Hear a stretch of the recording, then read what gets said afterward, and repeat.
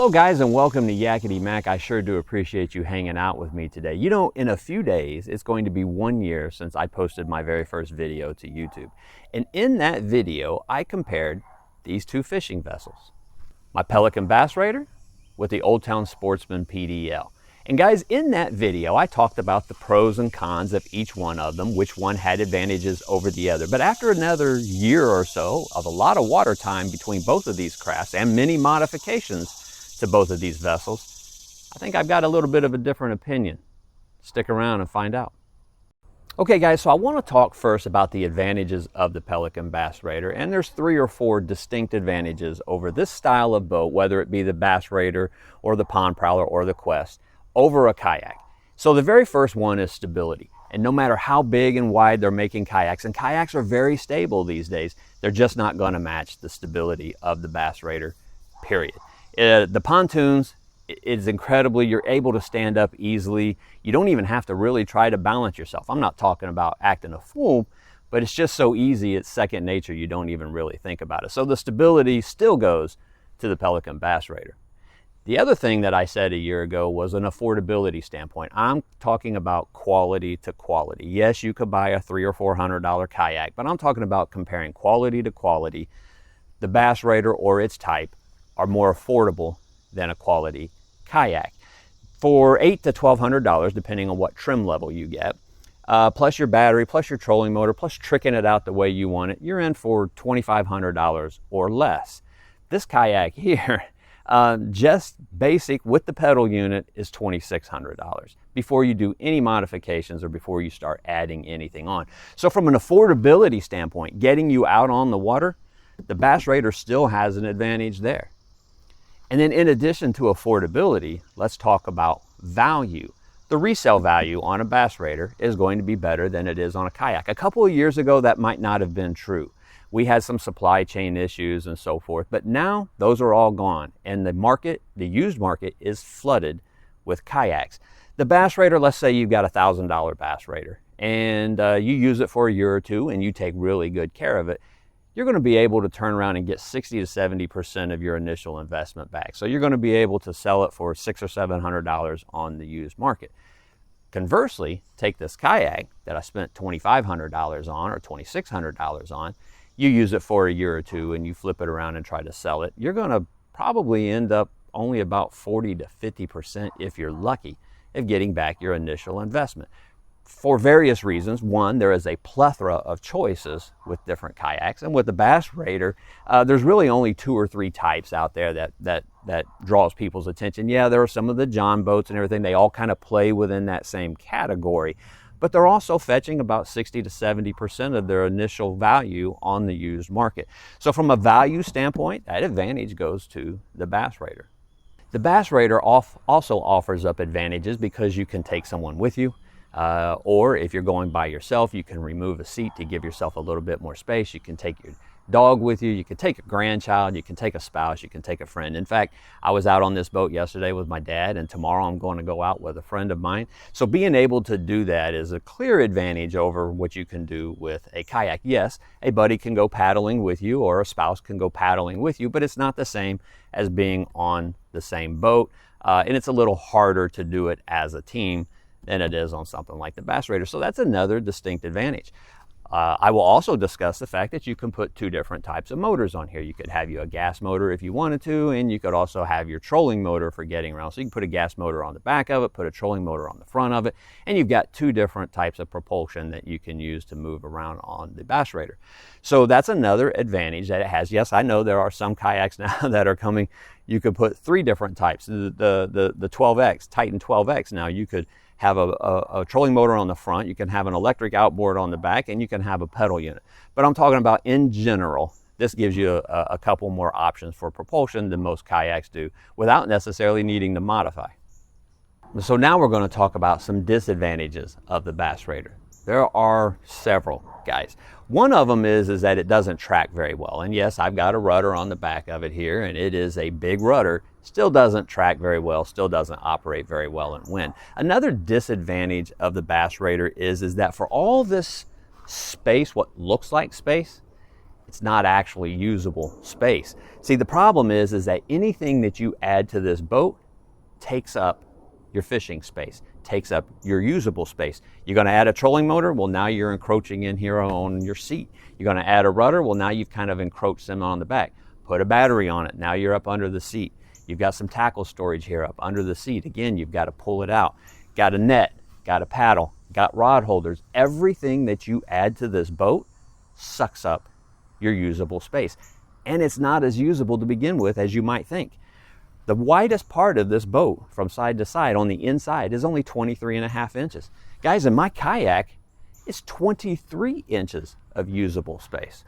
And so what looks like a ton of space actually isn't. And everything that you add to it, every modification that you make, gobbles up even more of that space.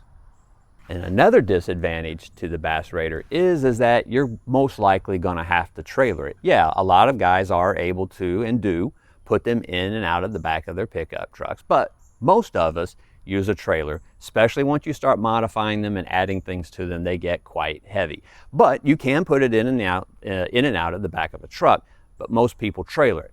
Kayaks are a little bit more able to throw and go, even though they're getting bigger and heavier as well, and I've got mine on a trailer, obviously. So now some of you might be saying, wow, man, it sounds like you are leaning more towards the Bass Raider style boat than the kayak. Actually, not at all. Guys, in the year since I made that first video, my conclusion at the end of that first video is that if I could only have one of these boats, it would be the kayak by the slimmest of margins. Well, that margin has actually grown quite a bit in the last year. If I could only have one of these, it would hands down 7 days a week and twice on Sunday be the kayak. I'll explain why. So guys, the great thing about a kayak is, well, there's a lot of great things about a kayak, but we'll start off by talking about internal storage. The kayak industry has done a really good job of being innovative. The pontoon style boats, the two-man boats, whether it be the John boats or whether it be like the Bass Raiders, they have pretty much stayed the same for years and years. The kayak industry is evolving, and they're always thinking about things that the angler may need or want, or listening to their customer base as far as designing kayaks to fit the needs of the people. And so storage, whether you're storing inside the hull, whether you're storing along sides of your gunnels here, gear tracks that are built in, multiple places for gear tracks, the way the handles are positioned, molded in real cup holders, not like what comes over here.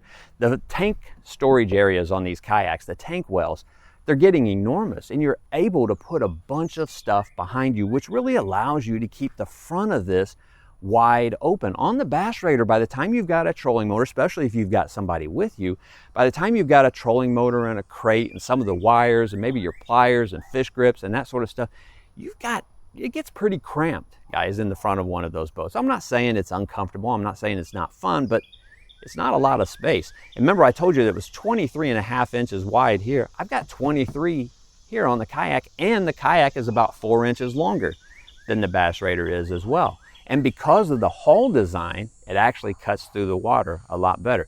When I was out on this boat yesterday on the Bass Raider, I was running my 55-pound thrust trolling motor wide open with both my father and I in there and our gear, and we were doing about 3.2 miles an hour wide open. In a kayak with a 30-pound, and I know thrust doesn't have anything to do with speed, but with a 30-pound thrust motor on this, I was able to get 3.7 to 3.8, and I bet you if I were on a flatter body of water, I could have got 4 miles an hour out of that particular trolling motor. So this is actually faster the way that it cuts through the water. And guys, another advantage to a kayak is that most of the stuff that you need to bring with you is stored behind you.